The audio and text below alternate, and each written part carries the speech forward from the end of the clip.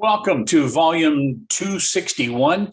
I'm Mark Graves, just a regular guy fighting prostate cancer, and I'm happy to have you along for the ride. It's Monday morning, about 10:22 here on the West Coast. Just got home from seeing Dr. Cox. He was my radiation oncologist, and this was my final follow-up visit with him. We had radiation back in 2020. I believe it was 2020, diagnosed in 2019. Yes, radiation in 2020. It's been about a year and a half since I finished that. I go to see him about every 6 months just as a follow-up. After radiation was over, he didn't really treat me anymore, but we do the follow-ups on it. So it was kind of bittersweet today. It was always nice to see him. We always have good conversations. He was extremely overjoyed at my progress and how things are sitting right now. And he said, well, tell you what, he goes, if Dr. Holmesy needs to refer you to me again, he says, I'll be more than happy to help you out. But as of right now, there's really nothing he can do for me. So I said, thank you. And felt like giving him a big old hug. You know, he was a really good doctor, a good bedside manner. I liked him a lot. Okay, so getting up to speed real quick. I want to say it's been almost a week since I did a video. Been a busy week. Been doing a lot of stuff here around the house. I'm doing spring cleaning. I mean, it's amazing. I wish I could show you my desk because you guys have seen it before in some of the videos. But it's clean. I cleaned out my filing cabinet. I cleaned out the stack because normally I have, like, my computer tower sits here to the side. And it seems like every time I open something in the mail, I just throw it in a pile. So it gets bigger and bigger and bigger. I also have what would you call them? Drawers they're open. Anyways, paper stacks up over there. I've got drawers here, drawers down here, drawers on the desk. So I went through and cleaned out my whole desk. Got started on my dresser last week, cleaning out drawers in my dresser. Going to be hitting my closet this week, which is going to be interesting. I've got a lot of clothes in there that I'm never going to wear again. And let's see, what else do we do? Yesterday, I replaced my flag. I do leave my flag up there 24/7 on the pole out in front, but I do have lights on it. So it is solar light. So at night, the flag is illuminated, which is the code for that.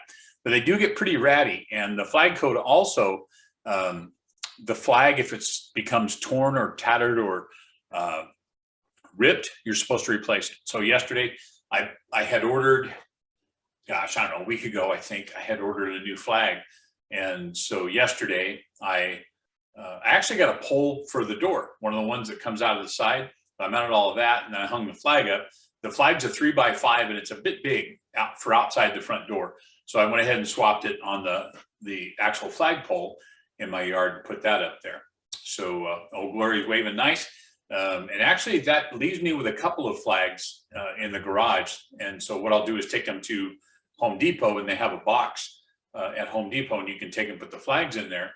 And the Boy Scouts will come by periodically, pick them up, and then they have a flag burning ceremony, which is how you're supposed to get rid of them. Not supposed to throw them in the trash. Don't let them sit on the ground. So anyways, that one served probably, gosh, 10 months or more. I mean, I got a lot of use out of that flag because here, living by the coast, we get the breeze every day at about 11 o'clock. And then by about 3 o'clock, it can start whipping up pretty good. So the flag does a lot of flipping, a lot of flapping, and the edges start to deteriorate on it. I will be putting up a bigger flagpole as well out of my front yard. The one I currently have now is a 2-inch, and it's one of those telescoping where you twist it, it slides up. Problem is, because of the wind, it's always banging on that pole, and it's loosened everything up. So now I have drilled through it and screwed each of the sections so they don't drop anymore. It's one big, huge flagpole. So when I do anything to it, I have to lift it out of the ground, and then I walk it back to where I can reach the flag and do what I need to do without it touching the ground. But I have a 3-inch flagpole, 3 inches around, and gosh, I've had it for a couple of years. I just haven't had the strength to be able to put it in, but I'm feeling better. So I'm thinking might be able to do that here really quick. And a buddy of mine, Scott, got a flag for me off of, sorry, I'm blanking. Oh, Goodwill. They have a bidding site. I don't know if you've ever seen it. It's like eBay, but it's items that are donated. I'll tell you a funny story. I was cleaning out the garage, I don't know, a couple years ago, and I had a lot of Tasmanian devil things that people have given me over the years that I've collected, and I just don't have the space for them. So I took a bunch of stuff and donated it to Goodwill. And my buddy gets a hold of me and says, hey, I think some of your stuff's on Goodwill. And sure enough, it was on the Goodwill site. So people bid on it, and probably they make a lot more money that way than if they had sold it in the store. So back to the flag is taken care of. Saturday night, we went out to dinner for our anniversary, Collie and I, and went to King's Fish House, had a wonderful time. I think we're a cute couple. And Kelly with her Pinot Grigio. And our food, filet mignon and lobster tail for me. And macadamia crusted halibut for Kelly. Plus the vegetables. The asparagus, oh my gosh, I really need to find out what the recipe was. It was some kind of a balsamic vinaigrette reduction that was on there. It was fantastic. And then because it was our anniversary, they gave us a slice of key lime pie, which we took home. And I finally got around to eating that last night as we were watching the final episode of Ozark. Oh, you know what? I shouldn't become emotionally invested in a TV show, but I do. And so I watched the final episode of the final season of Ozark last night. And for those of you who are Ozark fans, you will not be disappointed. I don't think anyways, I wasn't. Okay, so that's the up-to-date. This is where we're at. Lots of news coming, but let me open up my browser real quick. Now, I know I told you that when I got the results from my CT scan, my abdomen and my pelvis, I wasn't going to look at them. I lied. Okay, I can't read all the clinical stuff. I don't understand the words, but here's how it starts out. And I apologize, I'm reading this off the screen. It says study result impression. It says improvement in previous bilateral ground glass and interterrestrial infiltrates with mild residual abnormalities. My lungs. So that's from the COVID. All that stuff that was in there from when I had COVID back in December is getting better. Thumbs up. It says significant improvement in hepatic metastases. So the lesions that went into my lymph nodes and my liver and my lower intestine are getting smaller. Significant improvement. Hepatic, I believe, would be the ones in my liver.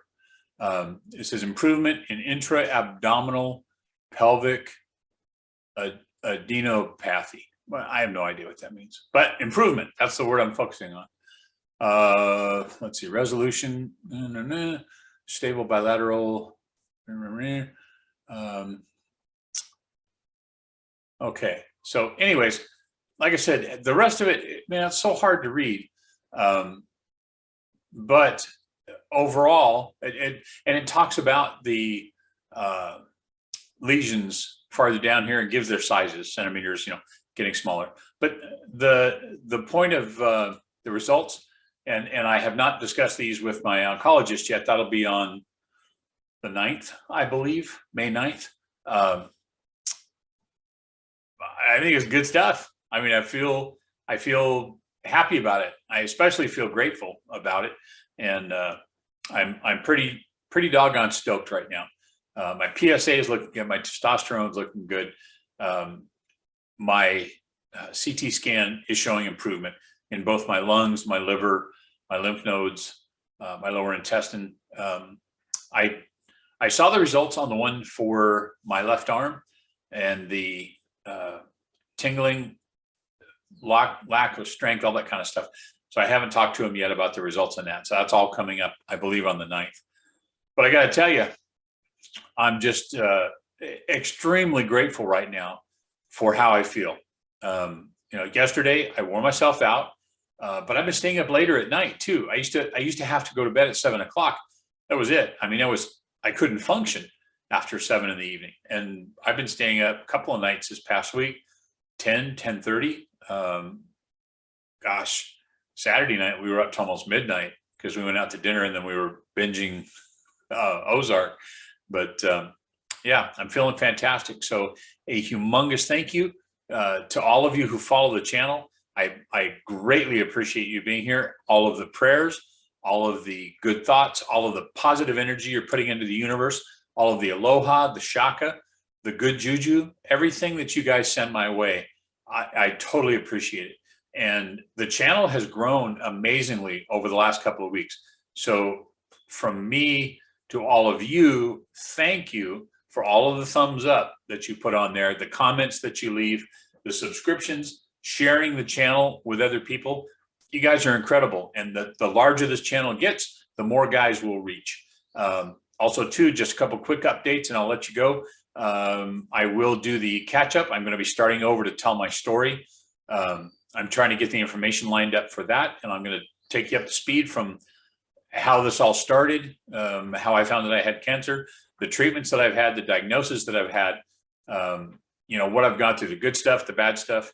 I'm going to bring you up to speed because we're already over 260 volumes on here. And thank you so much for being there. So prayers for all of you. I love each and every one of you. Doing my part to make myself a better man, a healthier man, and make this world a better place. And I appreciate you guys doing everything you can to help with that. So I love you all, and I'll talk to you on the next video.